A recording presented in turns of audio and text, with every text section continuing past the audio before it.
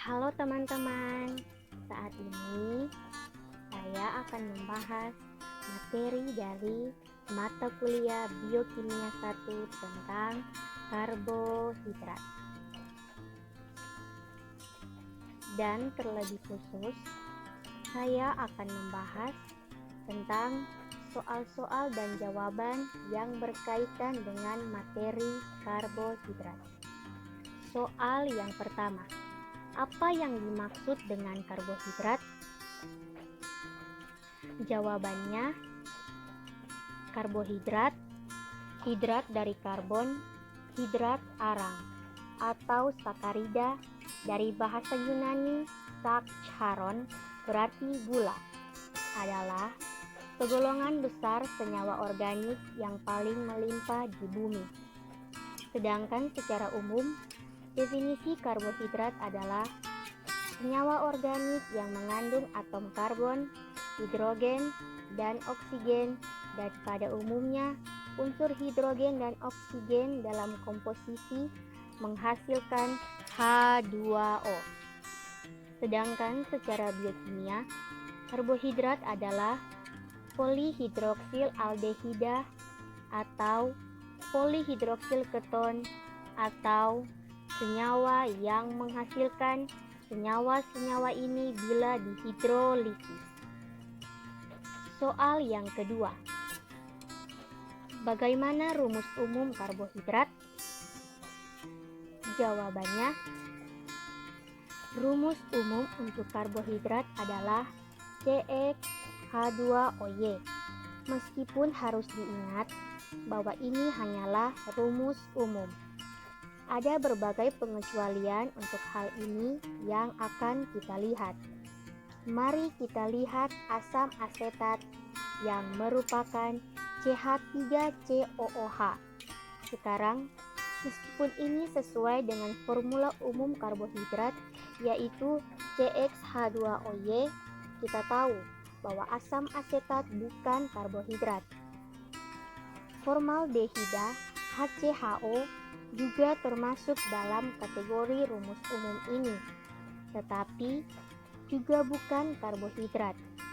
Dan di sisi lain, ramnosa atau C6H12O6 yang sangat banyak karbohidrat tetapi tidak mengikuti rumus umum.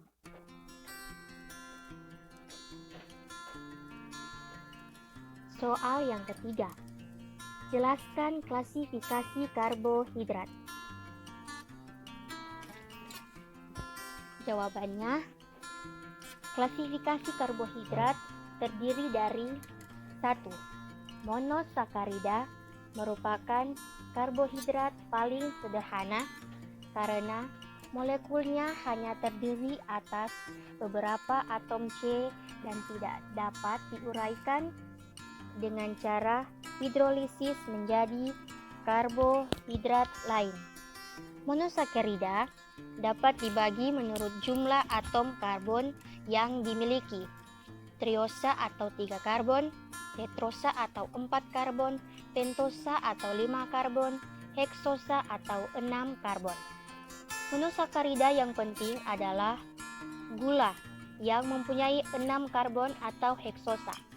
Contohnya glukosa, fruktosa, dan galaktosa. Monosakarida dibedakan menjadi aldosa dan ketosa. Contoh dari aldosa yaitu glukosa dan galaktosa, sedangkan contoh dari ketosa yaitu fruktosa.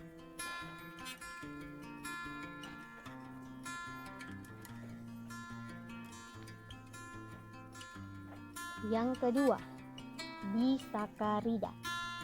Disakarida yaitu terdiri dari 2 sakarida atau monosakarida yang salah satunya berbentuk glukosa. Juga dibagi 4 jenis, yaitu sukrosa, maltosa, laktosa, dan trehalosa. Yang ketiga, oligosakarida. Oligosakarida merupakan gabungan dari molekul-molekul monosakarida yang jumlahnya antara 2 sampai dengan 8 molekul monosakarida, sehingga Oligosakarida dapat berupa disakarida, trisakarida, dan lainnya. Yang keempat, polisakarida. Polisakarida merupakan karbohidrat yang terbentuk dari banyak sakarida sebagai monomernya. Rumus umum polisakarida yaitu C6H10O5N. Polisakarida yang penting adalah pati, dekstrin, glikogen, selulosa, pektin, inulin, hemiselulosa, lignin, dan serat. Soal yang keempat, bagaimana percobaan karbohidrat? Jawabannya, percobaan karbohidrat terdiri dari 1. Uji Molis. Uji Molis adalah uji umum untuk karbohidrat. Reaksi Molis yang terdiri dari alfa naftol dalam alkohol akan bereaksi dengan furfural tersebut membentuk senyawa kompleks berwarna ungu yang disebabkan oleh daya dehidrasi asam sulfat pekat terhadap karbohidrat. 2. Uji Benedict. Larutan tembaga alkalis dan direduksi oleh gula yang mempunyai gugus aldehid atau keton bebas dengan membentuk kuprooksida yang berwarna. Gula pereduksi bereaksi dengan pereaksi menghasilkan endapan merah bata atau Cu2O. Ketiga, uji Barkov. Uji ini untuk membedakan monosakarida dan disakarida. Pada percobaan ini, karbohidrat direduksi pada suasana asam. Disakarida juga akan memberikan hasil positif bila dididihkan cukup lama hingga terjadi hidrolisis. Yang keempat, uji Seliwanov. Reaksi ini spesifik untuk ketosa. Dasarnya adalah perubahan fruktosa oleh asam panas menjadi levulinat dan hidroksimetilfurfural yang selanjutnya berkondensasi dengan resorsinol membentuk senyawa berwarna merah. Yang kelima, hidrolisis sukrosa. Sukrosa adalah karbohidrat golongan disakarida. Hidrolisis sukrosa ini untuk membuktikan apakah hasil hidrolisis dari sukrosa adalah glukosa dan fruktosa, yaitu dengan cara setelah sukrosa dihidrolisis, larutan yang telah dihidrolisis itu dites dengan tes Benedict untuk membuktikan glukosa dan tes Seliwanov untuk membuktikan ada fruktosa. Yang keenam, tes iodium. Iodium memberikan warna kompleks dengan polisakarida. Tepung memberikan warna biru pada iodium. Glikogen dan tepung yang sudah dihidrolisis sebagian atau eritrodekstrin memberikan warna merah sampai coklat dengan iodium. Iodium akan bereaksi dengan karbohidrat. Akan terjadi perubahan warna dan juga iodium akan bereaksi dengan polisakarida.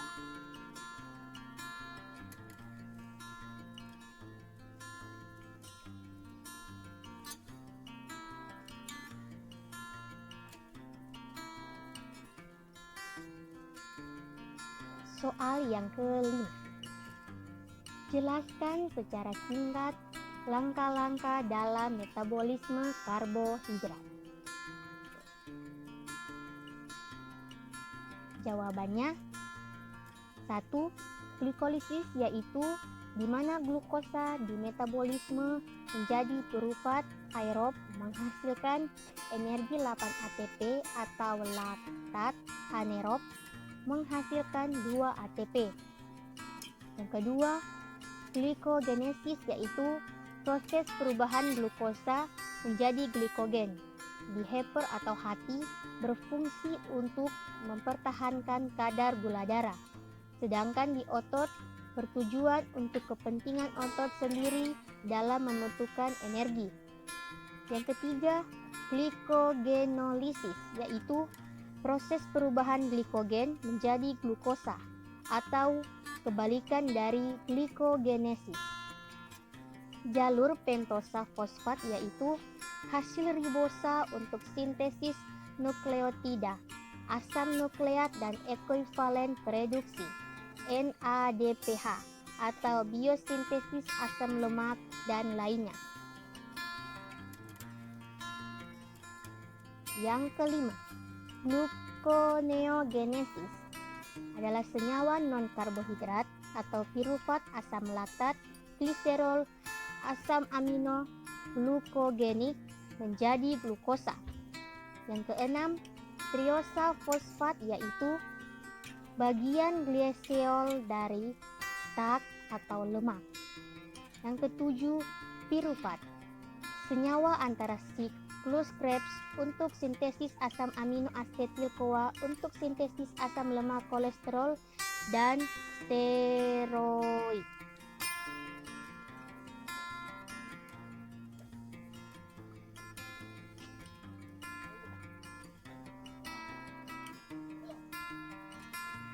Soal yang keenam, apa saja fungsi karbohidrat bagi tubuh manusia?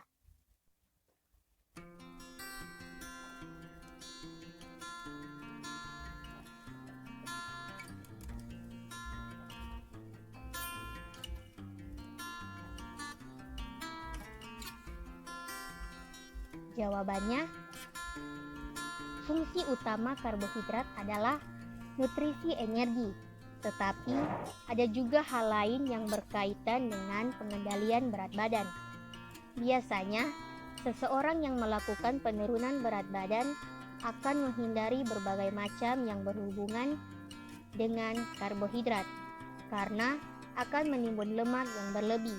Jadi, fungsi karbohidrat bagi tubuh manusia terdiri dari 1. Sumber energi tubuh, 2. Melancarkan sistem pencernaan, 3. Mengoptimalkan fungsi protein, 4. Mengatur metabolisme lemak, 5. Karbohidrat sebagai pemanis alami, 6. Mempertahankan massa otot tubuh, 7. Menghindarkan tubuh dari risiko penyakit, 8. Karbohidrat penting untuk fungsi otak, 9. Mengendalikan berat badan, 10. Mencegah berbagai serangan penyakit, 11. Memelihara kesehatan jantung, 12. Meningkatkan penyerapan nutrisi.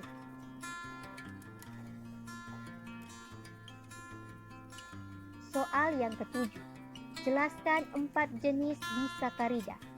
Jawabannya 1. Sukrosa.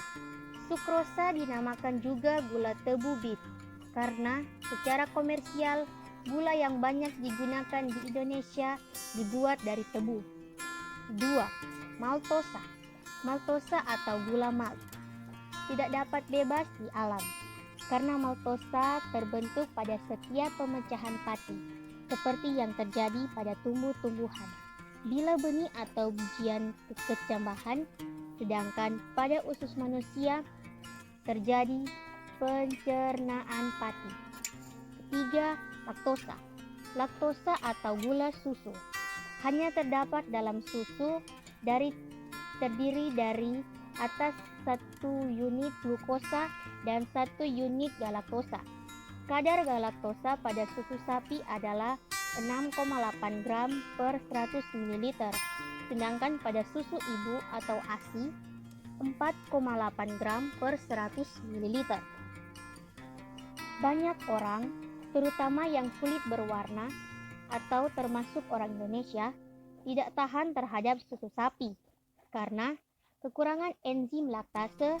Kekurangan laktase ini menyebabkan ketidaktahanan terhadap laktosa. Hal ini mempengaruhi jenis mikroorganisme yang tumbuh yang menyebabkan gejala kembung, kejang perut, dan diare. Yang keempat, trehalosa. Trehalosa sama juga seperti maltosa, terdiri dari 2 molekul glukosa dan dikenal sebagai gula jamur.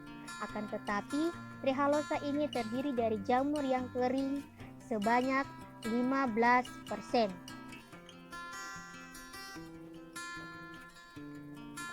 Soal yang ke-8. Sebutkan 10 makanan yang merupakan sumber karbohidrat. Jawabannya 1. Semangka, 2. Kedelai, 3. Ubi, 4. Beras merah, 5. Beras, 6. Pasta, 7. Singkong, 8. Roti, 9. Sereal, 10. Buah-buahan. Soal yang ke-9. Jelaskan polisakarida yang penting. Jawabannya 1. Pati, disimpan dalam bentuk karbohidrat tanaman. Didapatkan terutama di dalam biji-bijian, akar-akaran, umbi-umbian, buah yang belum matang. Yang kedua, dextrin, merupakan hasil antara pencernaan pati untuk dibentuk menjadi maltosa. Yang ketiga, glikogen, disebut juga animal starch, disimpan dalam hati dan jaringan otot. Dipergunakan untuk mensuplai energi bagi jaringan tubuh pada saat latihan dan bekerja keras. Glikogen hati diubah menjadi glukosa untuk disirkulasikan ke berbagai tubuh. 4. Selulosa, polisakarida yang tidak dapat dicerna, tahan terhadap kerja enzim pencernaan dan menyumbang muatan atau massa yang besar terhadap makanan. Yang kelima, pektin, tidak dapat dicerna. Polisakarida koloid didapatkan terutama dalam buah-buahan, memberi ketebalan kulit buah, berfungsi sebagai laksatif atau pencahar, sebagai pengental, pengikat, dan pembentuk gel makanan. Keenam, inulin, penting bagi pengobatan dan dipakai dalam tes atau uji fungsi ginjal. Hemiselulosa merupakan bagian utama serat serkalia yang terdiri polimer bercabang. Ketujuh, lignin, memberikan kekuatan pada struktur tumbuh-tumbuhan karena merupakan bagian keras dari tumbuh-tumbuhan sehingga jarang dimakan. Lignin terdapat di dalam tangkai sayuran, bagian inti di dalam wortel dan biji jambu biji. Yang kedelapan, serat adalah sebagai dinding sel. Ada 2 golongan yang terdapat dalam serat, yaitu tidak dapat larut dalam air dan yang dapat larut dalam air.